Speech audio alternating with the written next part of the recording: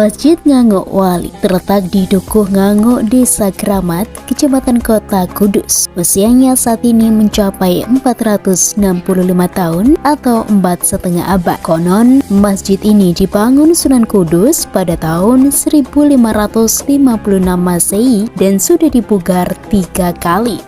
Dalam pemugarannya tidak membongkar 6 benda bersejarah sehingga predikat sebagai cagar budaya masih tetap melekat sampai sekarang.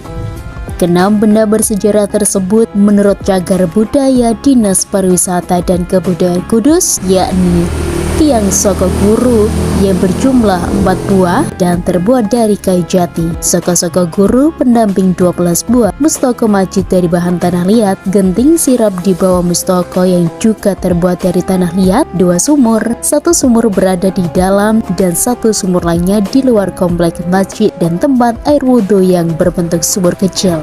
Menurut sejarahnya, pada masa kerajaan Majapahit dipimpin Brawijaya V atau akhir masa kejayaan kerajaan Hindu-Buddha itu, datanglah 5 syekh ke Kudus untuk mengajarkan agama Islam. Karena kagum dengan kealiman, ketawaduan para syekh itu, masyarakat setempat menerima para syekh untuk menetap di Tajuk. Para warga juga membantu bangun masjid sederhana dan memberikan jemblok atau gentong besar sebagai kulah untuk wudhu. Dari masjid kayu yang sederhana, kelima syekh itu menyebarkan agama Islam di Kudus hingga datanglah ulama dari Tiongkok bernama Tlingsing ke Kudus dan singgah di masjid tersebut. Singkat cerita, Kiai Tlingsing itulah kemudian yang melanjutkan penyebaran agama Islam di Kudus, sekaligus nadir pertama masjid yang dibangun kelima syekh itu.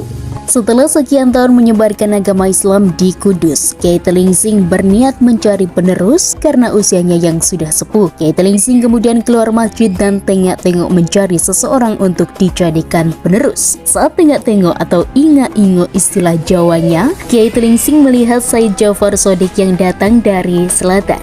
Kemudian Syed Jafar Shodiq itu diangkat jadi murid dan diangkat jadi penerus Kiai Tlingsing. Maka untuk mengenang pertemuan Sunan Kudus dan Kiai Tlingsing itulah kemudian masjid ini diberi nama Masjid Ngangok Wali.